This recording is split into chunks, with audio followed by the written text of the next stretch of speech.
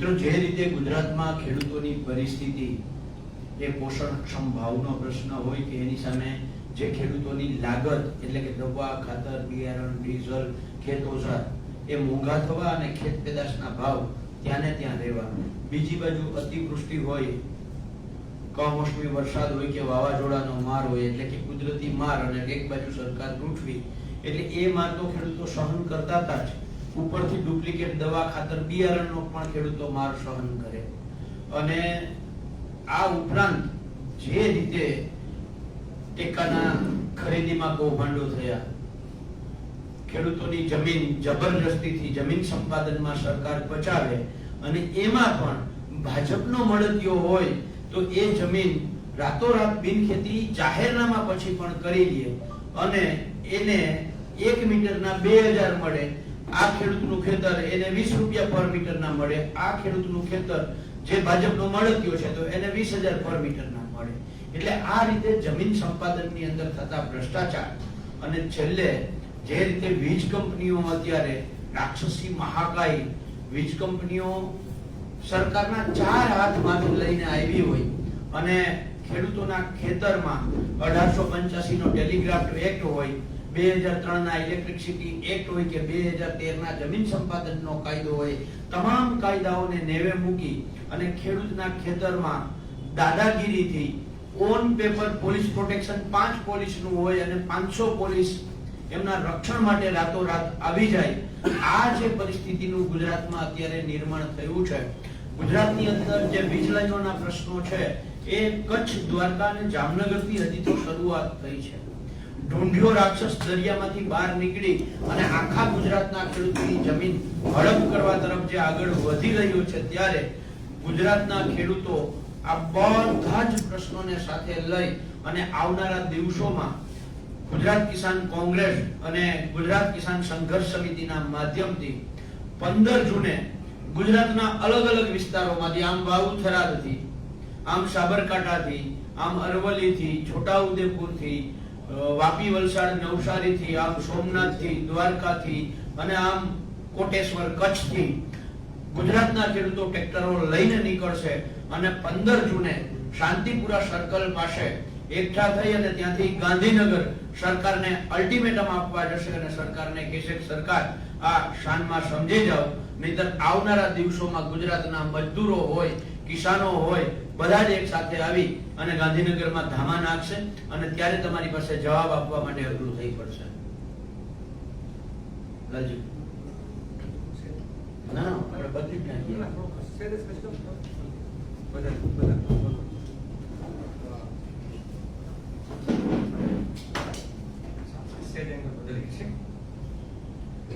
નમસ્કાર પત્રકાર મિત્રો, જય જવાન જય કિસાનના નારા સાથે મારે વાત જે મૂકવી છે આપની સમક્ષ એ છે કે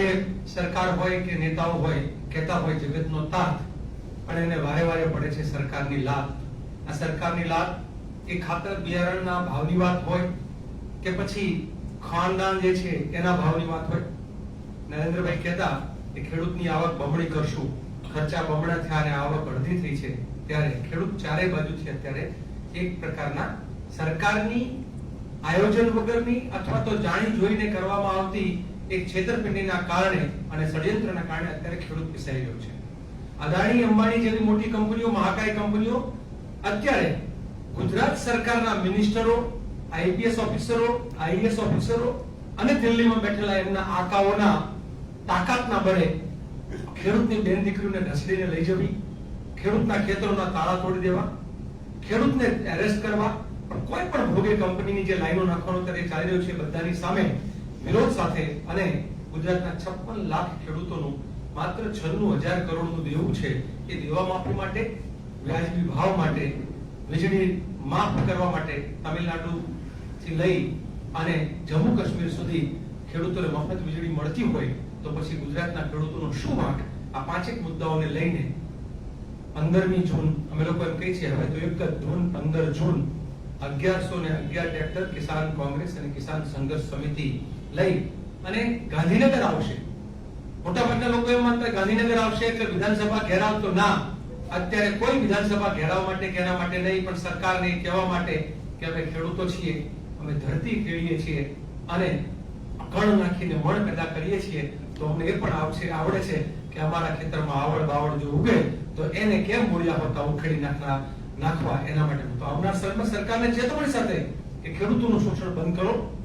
દૂધ ઉત્પાદકોનું શોષણ બંધ કરો.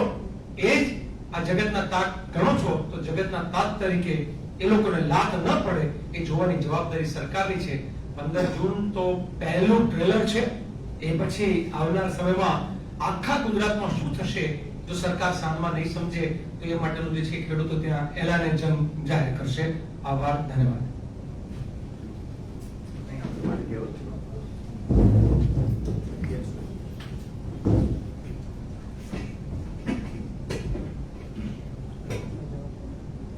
પત્રકાર મિત્રો,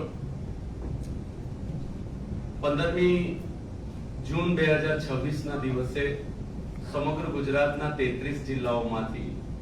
1111 ટ્રેક્ટર સાથે ખૂબ મોટી સંખ્યામાં ખેડૂત પોતાની વાત લઈને જે 5 એના જે મુદ્દાઓ છે એ લઈને ગાંધીનગર ખાતે આવી રહ્યો છે. લાલજીભાઈ પાલભાઈએ વાત કરી એ મુજબ અમે ફક્ત સરકારને અલ્ટિમેટમ આપવા માંગીએ છીએ. ખેડૂતોના ખૂબ પ્રશ્નો છે પણ એમાંથી ફક્ત 5 પ્રશ્નો જે પાલભાઈએ કીધા એને અનુરૂપ અમે સરકારને એક અલ્ટિમેટમ આપવા માટે અમે આવીએ છીએ. મુશ્કેલીઓ ઘણી બધી છે પણ ખેડૂતોને ખાસ કરીને જે વીજ ટાવર લઈને જે અત્યાચાર અને દમન ખાનગી કંપનીઓના જોડે, અદાણી અંબાણીના જોડે વહીવટી તંત્ર અને પોલીસ તંત્ર દ્વારા જે અત્યાચાર કરવામાં આવે છે, સરકાર એ બાબતથી જો નહીં રોકાય, ખેડૂતો ઉપરના અત્યાચાર નહીં બંધ કરે તો 15મી થી અમે શરૂઆત કરીને સમગ્ર ગુજરાતની અંદર ખેડૂતોના જે તકલીફો છે એને ગામડે ગામડે જઈને 18,000 ગામડાઓમાં જઈને ખેડૂતોની સાથે સંકલન કરીને આવનારા દિવસોમાં ખૂબ કાર્યક્રમો અમે આપવાના છે. શરૂઆત 15મી થી કરીએ છીએ એટલે આપના માધ્યમથી સમગ્ર ગુજરાતના અને દેશના ખેડૂતને અમે એક વિનંતી કરીએ છીએ કે આપ આવો, પધારો અને આ કાર્યક્રમને સફળ બનાવો એવી આપના માધ્યમથી વિનંતી કરીએ છીએ. અને આપના હક અને અધિકાર માટે જે ખેડૂત અધિકાર યાત્રા છે એમાં 1111 ટ્રેક્ટરો અને ખૂબ મોટી સંખ્યામાં ખેડૂતો ભેગા થઈને પોતાની વાતને ખૂબ મોટેથી રજૂ કરવા જઈ રહ્યા છે. આભાર.